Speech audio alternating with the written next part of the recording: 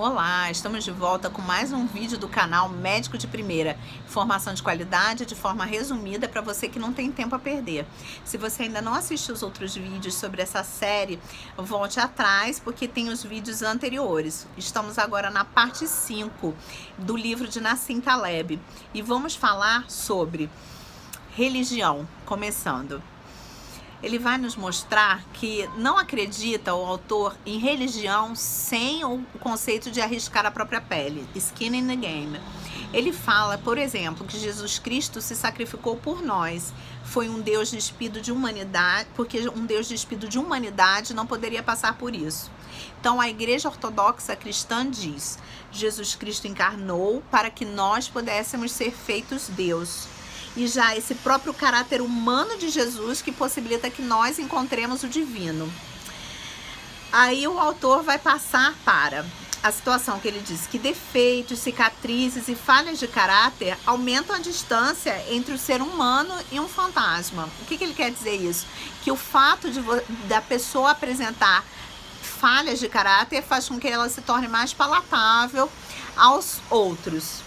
Ele mostra que as cicatrizes vão sinalizar as consequências de arriscar a própria pele e que as pessoas são capazes de detectar a diferença entre os operadores de linha de frente, aqueles que trabalham na linha de frente e os que estão apenas na retaguarda.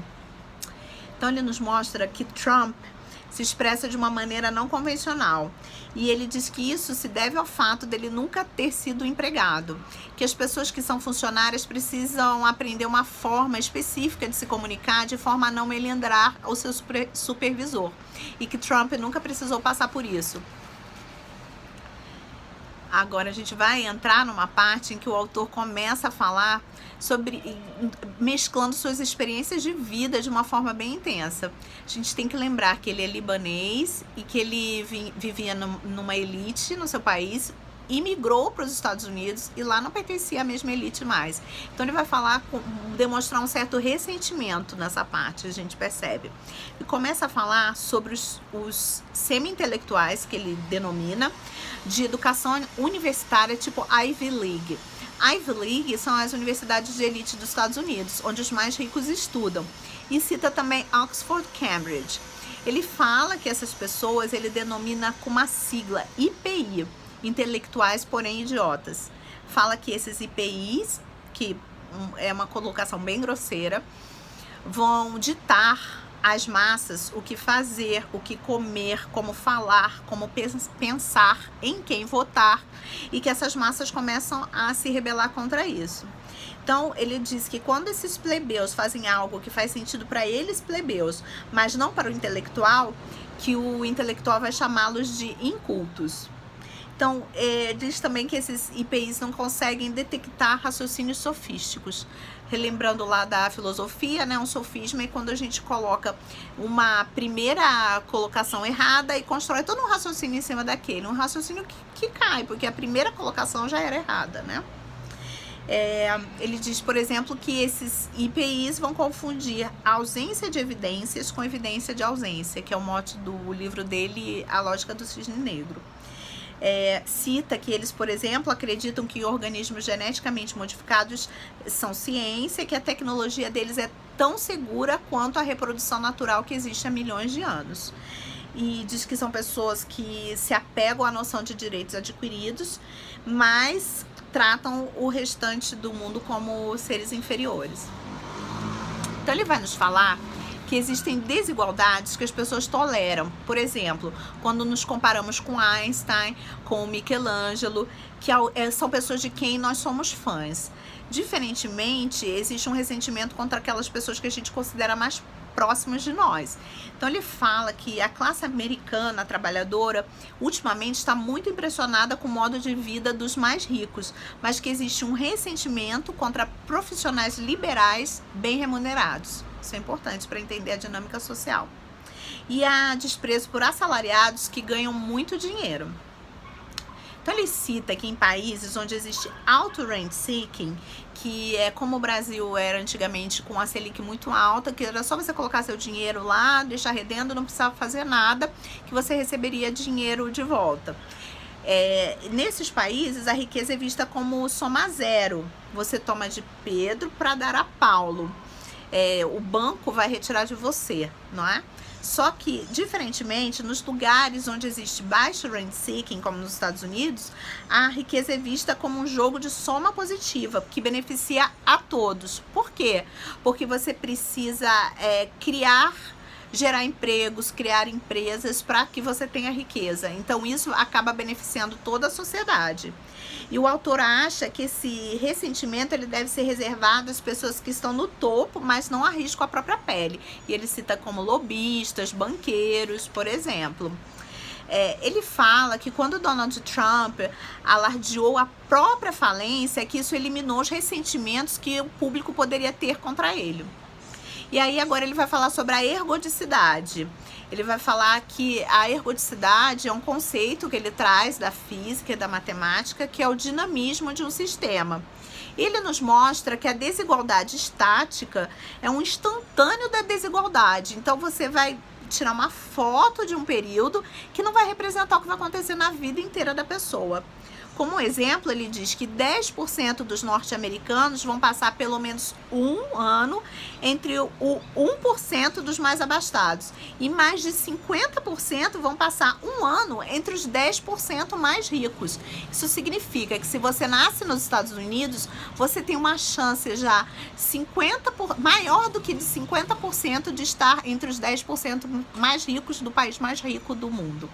Então, isso já demonstra que, é claro, isso vai ser diferente dependendo se você pertence a uma minoria ou não, porque essa ergodicidade é imperfeita, ela tem diferenças, ela não é igual se você nasce num estrato social onde você tem um acesso maior à educação, por exemplo, você vai ter maior chance de alcançar essa condição de estar entre os mais ricos com mais facilidade, né? Então, em contrapartida, ele fala que mais de 60% da lista francesa é formada por herdeiros. E 1/3 dos europeus mais ricos já eram os mais ricos há séculos. Inclusive, em Florença, poucas famílias mantêm a riqueza, a maior riqueza da região há 5 séculos. Então, para a gente ver a diferença da sociedade, né? E aí ele vai nos falar sobre a desigualdade ergótica, levando em conta todo o futuro e todo o passado de um indivíduo. Ele disse que a maneira de se tornar uma sociedade mais igualitária é forçar os ricos a arriscarem a própria pele. E isso é mais forte que só mobilidade social, mobilidade de renda, porque essa mobilidade social é você estar no menor e poder alcançar da camada social mais baixa, alcançar a camada social mais alta. Só que ele acha que não deve existir a certeza de se permanecer no estrato social mais rico por muito tempo. E que a ergodicidade perfeita significa que cada um de nós vai passar uma proporção de tempo nas condições econômicas de todo o corte transversal. Isso também não existe. Seria assim, você vai viver 60 anos e vai ficar 20 anos num extrato, 30 em outro, 10 no mais rico. E não é o que acontece, isso é variável. Aí ele fala que o oposto exato dessa ergodicidade perfeita é um estado de perfeita absorvância. Nesse estado, o que acontece? Quando as partículas atingem um obstáculo, elas são absorvidas por ele. Traduzindo esse conceito para a sociologia econômica, seria você não ser capaz de mudar de extrato social, tá? Seria o oposto dessa mobilidade total. E nesse caso, justificaria-se, segundo o autor diz, que a pessoa se ressentisse dos ricos, tá? Então, quanto mais desigualdade existe no sistema, maior é o efeito do vencedor levar tudo. Isso maior concentração de renda existe, né? Aí o autor vai nos lembrar de Aristóteles. Ele vai falar que Aristóteles postulou que geralmente as pessoas se sentem invejosas com relação àquelas que são afins em algum aspecto, como idade, classificação social, reputação, quantidade de bens. Então é mais provável que as classes mais baixas invejem a classe média do que os muito ricos. Ele nos lembra que no passado rural os ricos não eram tão expostos a outras pessoas da sua própria classe. Então não existia essa pressão para manter o nível de vida de outros ricos ou competir com eles. Essa vida, esse modo de viver era bastante vertical. Os filhos dos mais ricos brincavam com os filhos dos servos. Então não existia esse conceito que os americanos colocam muito bem numa expressão, keep up with the Jones, que é você ter que se manter igual ao seu vizinho, um conceito inclusive que pode afetar a sua vida, porque não é consciente, inconscientemente você acha que tem que pertencer a um estrato social e que você precisa se comportar de uma mesma maneira que as pessoas ao seu redor para você poder ser aceito.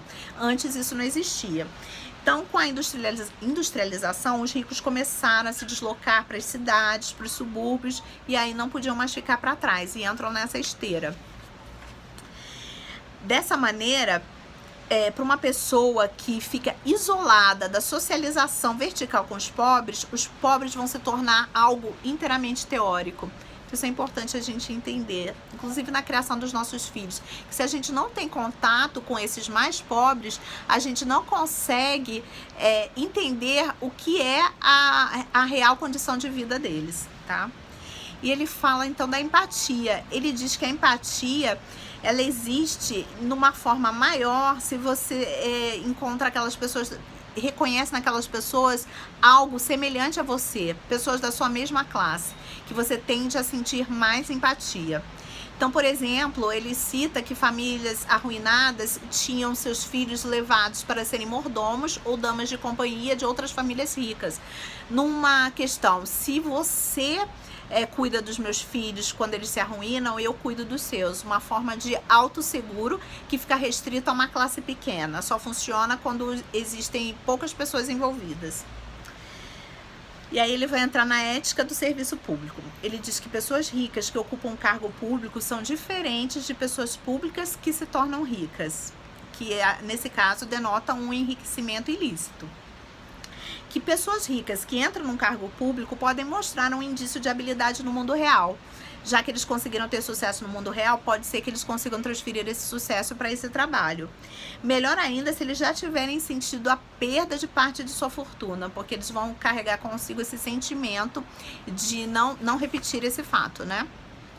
Ele vai falar que é contra servidores públicos que criam regras complexas e depois eles vão trabalhar no serviço privado, ajudando a burlar aquelas regras que criaram. E termina nos falando sobre o rei Pirro. Ele vai contar que o rei Pirro estava planejando uma invasão à Itália e ele foi aconselhado pelo seu conselheiro Cíneas. Então Cíneas fala: meu senhor, qual o propósito dessa invasão? E ao que o rei responde: ser o senhor da Itália. E depois, meu senhor? Conquistar a Gália e a Espanha. E depois, meu senhor? Aí conquistaremos a África e então descansaremos. Ao que Cíneas, de forma muito inteligente, responde: mas se nada não nos impede de fazermos isso já agora, por que correr mais riscos? Essa é a mensagem do dia. Espero que vocês tenham gostado. Se gostaram, compartilhem com aqueles que vocês acham que podem também se beneficiar desse texto do autor muito bem escrito. Um bom dia para vocês.